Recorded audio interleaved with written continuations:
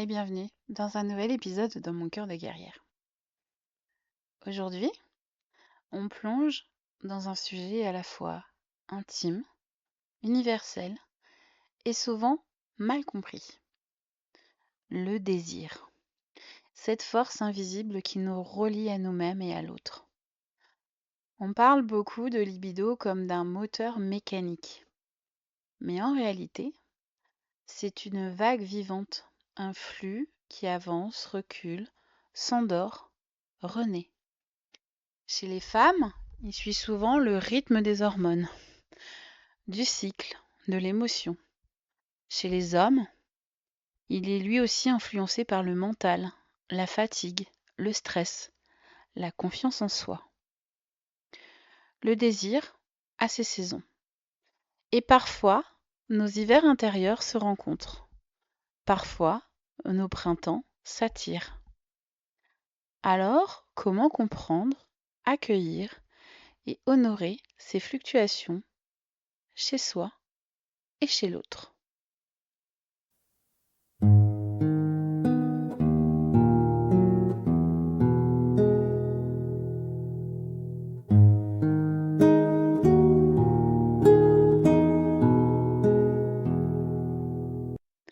Le désir féminin, c'est un cycle en mouvement. Il suit les saisons du corps, les variations hormonales, mais aussi les émotions. Pendant la phase folliculaire, après les règles, beaucoup de femmes ressentent un souffle nouveau, plus d'énergie, plus d'envie d'explorer, plus de légèreté. C'est le printemps du désir. Autour de l'ovulation, le corps, il s'ouvre. La peau est plus réceptive, le regard plus vibrant. C'est l'été. Le désir devient solaire, instinctif, joueur. Puis vient la phase lutéale, l'automne du cycle. L'énergie se recentre, le désir se fait plus tendre, plus intime, ou parfois plus capricieux. Et enfin, les règles. L'hiver intérieur. Certaines ressentent le besoin de ralentir, d'être seules, d'être coucounées. Mais ce n'est pas un désert, c'est un moment de retour à soi, de régénération. Et comme l'écrit Clémentine Beauvais, nos corps sont des livres, il faut apprendre à lire entre les lignes. On dit souvent que les hommes ont toujours envie, mais c'est faux. Leur désir est moins cyclique biologiquement, mais tout aussi sensible aux émotions et à la fatigue et à la pression. Chez beaucoup d'hommes, le désir est étroitement lié à la confiance en soi. Quand ils se sentent valorisés, désirés, utiles, leur libido s'éveille. Mais quand ils se sentent rejetés, stressés ou impuissants à combler l'autre, le désir peut se figer. La société leur a appris à performer et pas à ressentir. Et derrière l'injonction d'être toujours prêt, il y a une grande solitude sexuelle. Le psychothérapeute Yannick Agnel parle du burn-out du désir masculin. Quand le sexe devient une obligation, le corps finit par dire non. Les hommes aussi ont leur saison, parfois ardents, parfois absents, parfois tendres, et c'est ok. Quand deux désirs se rencontrent, il n'y a pas toujours synchronisation.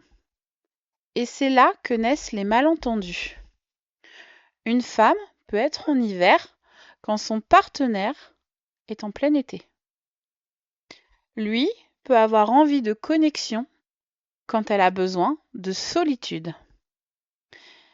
Mais si l'on parle de ces rythmes, si l'on écoute, on découvre une autre forme de sexualité, celle qui s'adapte et qui se transforme.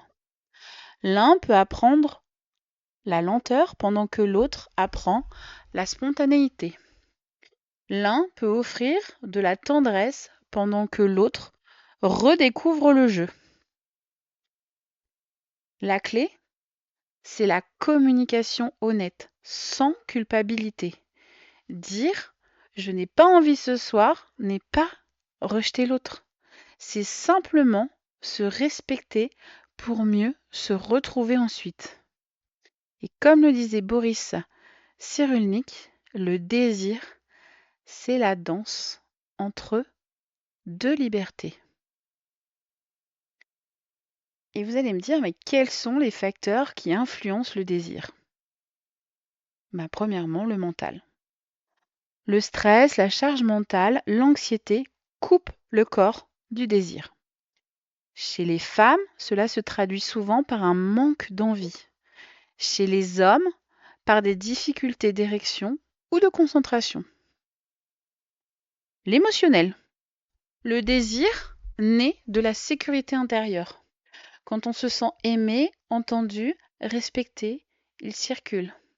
Quand on se sent jugé ou sous pression, il s'éteint. Et puis, le corps.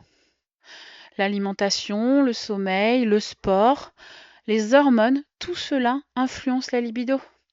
Mais aussi la reconnexion sensorielle. Se masser, danser, respirer. Le désir, c'est la vitalité du corps qui dit oui à la vie.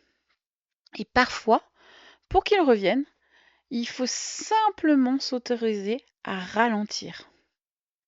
Et si le vrai secret, c'était d'arrêter de vouloir retrouver le désir, et plutôt d'apprendre à le redécouvrir autrement, par la parole. Oser dire ce qu'on aime et ce qu'on n'aime pas. Par le jeu, sortir du cadre, rire, toucher sans but. Par la lenteur, faire l'amour sans chercher à atteindre quelque chose. Les couples qui durent ne sont pas ceux qui désirent toujours pareil, mais ceux qui se désirent différemment à chaque saison. Et comme le chante Étienne Dao, le temps est lent, mais la peau se souvient. Et le corps, il se souvient toujours de la tendresse, du plaisir et de la curiosité. Il suffit parfois d'une main posée, d'un regard, d'un mot, pour rallumer la flamme sous la cendre. Nos désirs, ils sont vivants. Ils traversent des printemps d'intensité et des étés brûlants, des automnes d'introspection et des hivers de silence. Chez les femmes comme chez les hommes, ces saisons sont naturelles, nécessaires, belles. Alors plutôt que de chercher à réparer ce qui n'a jamais été cassé, accueillons le désir comme un cycle d'énergie, un baromètre de notre lien à nous-mêmes, à l'autre, à la vie. Apprendre à aimer ces fluctuations, c'est apprendre à aimer la vie tout entière.